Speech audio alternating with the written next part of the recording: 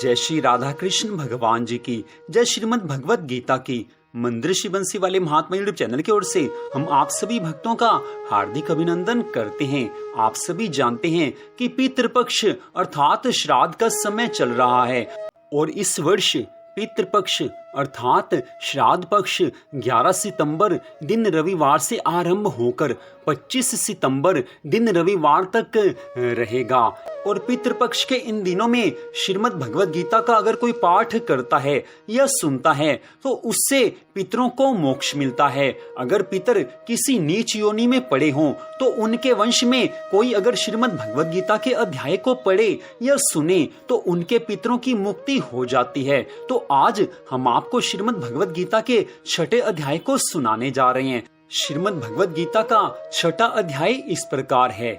उसके उपरांत श्री कृष्ण महाराज बोले, हे अर्जुन, जो पुरुष कर्म के फल को ना चाहता हुआ करने योग्य कर्म करता है वह सन्यासी और योगी है। और केवल अग्नि को त्यागने वाला सन्यासी योगी नहीं है तथा केवल क्रियाओं को त्यागने वाला भी सन्यासी योगी नहीं है। इसलिए हे अर्जुन, जिसको सन्यास ऐसा कहते हैं उसी को तू योग जान, क्योंकि संकल्पों को न त्यागने वाला कोई भी पुरुष योगी नहीं होता। समत्व बुद्धि रूप योग में आरूढ़ होने की इच्छा वाले मननशील पुरुष के लिए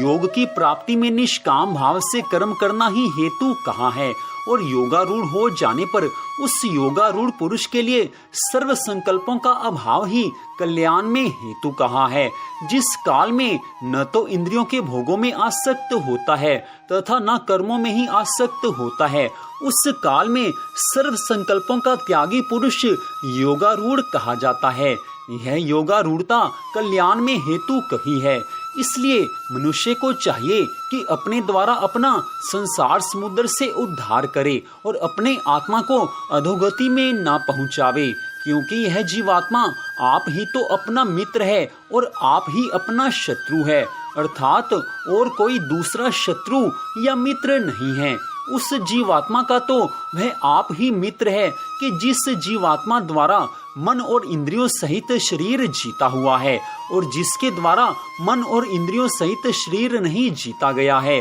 उसका वह आप ही शत्रु के सदृश शत्रुता में बरतता है। हे अर्जुन, सर्दी गर्मी और सुख दुख आदि में तथा मान और अपमान में जिसके अंतःकरण की वृत्तियां अच्छी प्रकार शांत हैं अर्थात विकार रहित हैं, ऐसे स्वाधीन आत्मा वाले पुरुष के ज्ञान में सच्चिदानंद घन परमात्मा सम्यक प्रकार से स्थित है, अर्थात उसके ज्ञान में परमात्मा के सिवा अन्य कुछ है ही नहीं। ज्ञान विज्ञान से तृप्त है अंतःकरण जिसका तथा विकार रहित है स्थिति जिसकी और अच्छी प्रकार जीती हुई है इंद्रियां जिसकी तथा समान है मिट्टी पत्थर और स्मरण जिसके, वह योगी युक्त अर्थात भगवत की प्राप्ति वाला है। ऐसे कहा जाता है। जो पुरुष सुहृद मित्र वैरी उदासीन मध्यस्थ द्वेषी और बंधुगणों में तथा धर्मात्माओं में और पापियों में भी समान भाव वाला है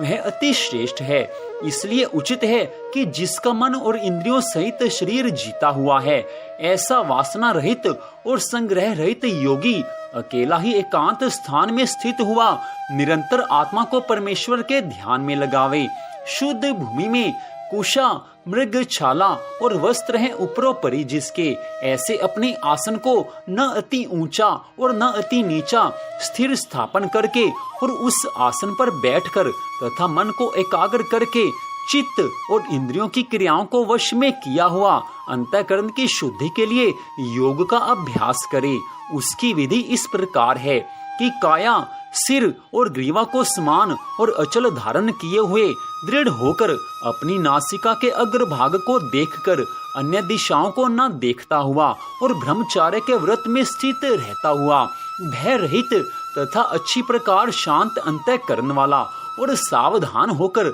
मन को वश में करके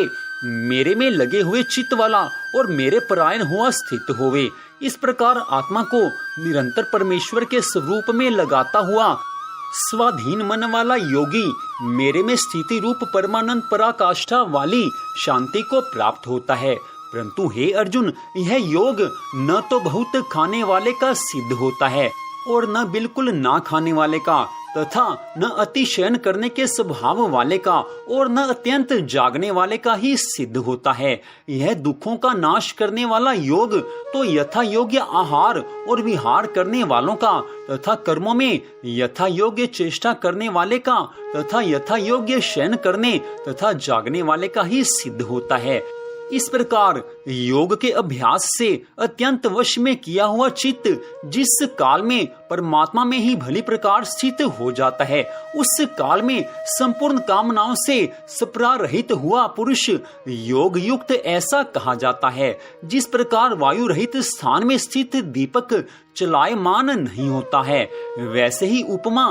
परमात्मा के ध्यान में लगे हुए योगी के जीते हुए चित्त की कही गई है। हे अर्जुन, जिस अवस्था में योग के अभ्यास से निरुद्ध हुआ चित्त उपराम हो जाता है और जिस अवस्था में परमेश्वर के ध्यान से शुद्ध हुई सूक्ष्म बुद्धि द्वारा परमात्मा को साक्षात करता हुआ सच्चिदानंद घन परमात्मा में ही संतुष्ट होता है, तथा इंद्रियों से अतीत केवल शुद्ध हुई सूक्ष्म बुद्धि द्वारा ग्रहण करने योग्य जो अनंत आनंद है, उसको जिस अवस्था में अनुभव करता है और जिस अवस्था में स्थित हुआ यह योगी भगवत स्वरूप से नहीं चलायमान होता है और परमेश्वर की प्राप्ति रूप जिस लाभ को प्राप्त होकर उससे अधिक दूसरा कुछ भी लाभ नहीं मानता है, और भगवत प्राप्ति रूप जिस अवस्था में स्थित हुआ योगी बड़े भारी दुख से भी चलायमान नहीं होता है, जो दुख रूप संसार के संयोग से रहित है तथा जिसका नाम योग है, उसको जानना चाहिए। वह योग न उकताए हुए चित्त से अर्थात तत्पर हुए चित्त से निश्चय पूर्वक करना कर्तव्य है। इसलिए मनुष्य को चाहिए कि संकल्प से उत्पन्न होने वाली संपूर्ण कामनाओं को निशेषता से अर्थात वासना और आसक्ति सहित त्याग कर और मन के द्वारा इंद्रियों के समुदाय को सब ओर से ही अच्छी प्रकार वश में करके क्रम क्रम से अभ्यास करता हुआ उपरामता को प्राप्त होवे, तथा धैर्य युक्त बुद्धि द्वारा मन को परमात्मा में स्थित करके परमात्मा के सिवा और कुछ भी चिंतन ना करे, परंतु जिसका मन वश में नहीं हुआ हो उसको चाहिए कि यह स्थिर ना रहने वाला और चंचल मन जिस जिस कारण से सांसारिक पदार्थों में विचरता है उससे रोककर बारंबार परमात्मा में ही निरोध करे, क्योंकि जिसका मन अच्छी प्रकार शांत है और जो पाप से रहित है और जिसका रजोगुण शांत हो गया है, ऐसे इस सच्चिदानंद घन ब्रह्म के साथ एक ही भाव हुए योगी को अति उत्तम आनंद प्राप्त होता है। वह पाप रहित योगी इस प्रकार निरंतर आत्मा को परमात्मा में लगाता हुआ सुख पूर्वक पर ब्रह्म परमात्मा की प्राप्ति रूप अनंत आनंद को अनुभव करता है। हे अर्जुन, सर्वव्यापी अनंत चेतन में एक ही भाव से स्थिति रूप योग से युक्त हुए आत्मा वाला तथा सब में समभाव से देखने वाला योगी आत्मा को संपूर्ण भूतों में बर्फ में जल के सदृश व्यापक देखता है और संपूर्ण भूतों को आत्मा में देखता है, अर्थात जैसे स्वप्न से जगा हुआ पुरुष स्वप्न के संसार को अपने अंतर्गत संकल्प के आधार देखता है,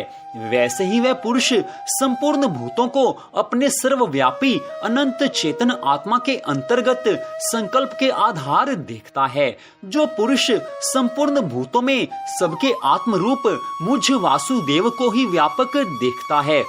और संपूर्ण भूतों को मुझ वासुदेव के अंतर्गत देखता है, उसके लिए मैं अदृश्य नहीं होता हूँ और वह मेरे लिए अदृश्य नहीं होता है, क्योंकि वह मेरे में एक ही भाव से स्थित है। इस प्रकार जो पुरुष एक ही भाव से स्थित हुआ संपूर्ण भूतों में आत्म रूप से स्थित मुझ सच्चिदानंद घन वासुदेव को भजता है, वह योगी सब प्रकार से बढ़ता हुआ भी मेरे में ही बढ़ता है, क्योंकि उसके अनुभव में मेरे सिवा अन्य कुछ है ही नहीं। हे अर्जुन, जो योगी अपनी सादृशता से संपूर्ण भूतों में सम देखता है और सुख अथवा दुख को भी सब में सम देखता है, वह योगी परम श्रेष्ठ माना गया है। इस प्रकार भगवान के वाक्यों को सुनकर अर्जुन बोले, हे मधुसूदन, जो ये ध्यान योग आपने समत्व भाव से कहा है, इसकी मैं मन के चंचल होने से बहुत काल तक ठहरने वाली स्थिति को नहीं देखता हूँ, क्योंकि हे कृष्ण, यह मन बड़ा चंचल और प्रमथन स्वभाव वाला है तथा बड़ा दृढ़ और बलवान है। इसलिए इसका वश में करना मैं वायु की भांति अति दुष्कर मानता हूँ। इस प्रकार अर्जुन के पूछने पर श्री कृष्ण भगवान बोले, हे महाबाहो, निस्संदेह मन चंचल और कठिनता से वश में होने वाला है, परंतु हे कुंती पुत्र अर्जुन, अभ्यास अर्थात स्थिति के लिए बारंबार यत्न करने से और वैराग्य से वश में होता है। इसलिए इसको अवश्य वश में करना चाहिए, क्योंकि मन को वश में न करने वाले पुरुष द्वारा योग दुष्प्राप्य है, अर्थात प्राप्त होना कठिन है, और स्वाधीन मन वाले प्रयत्नशील पुरुष द्वारा साधन करने से प्राप्त होना सहज है। यह मेरा मत है। इस पर अर्जुन बोले, हे कृष्ण, योग से चलायमान हो गया है मन जिसका, ऐसा शीतल यत्न वाला श्रद्धा युक्त पुरुष योग की सिद्धि को अर्थात भगवत साक्षात्कारता को न प्राप्त होकर किस गति को प्राप्त होता है? हे माँ बहू, क्या वह भगवत प्राप्ति के मार्ग में मोहित हुआ आश्रय रहित पुरुष छिन्न भिन्न बादल की भांति दोनों ओर से अर्थात भगवत प्राप्ति और सांसारिक भोगों से भ्रष्ट हुआ नष्ट तो नहीं हो जाता है? हे कृष्ण, मेरे इस संशय को संपूर्णता से छेदन करने के लिए आप ही योग्य हैं, क्योंकि आपके सिवा दूसरा इस संशय का छेदन करने वाला मिलना संभव नहीं है। इस प्रकार अर्जुन के पूछने पर श्री कृष्ण भगवान बोले, हे पार्थ, उस पुरुष का न तो इस लोक में और न परलोक में ही नाश होता है, क्योंकि हे प्यारे, कोई भी शुभ कर्म करने वाला अर्थात भगवत अर्थ कर्म करने वाला दुर्गति को नहीं प्राप्त होता, किंतु वह योग भ्रष्ट पुरुष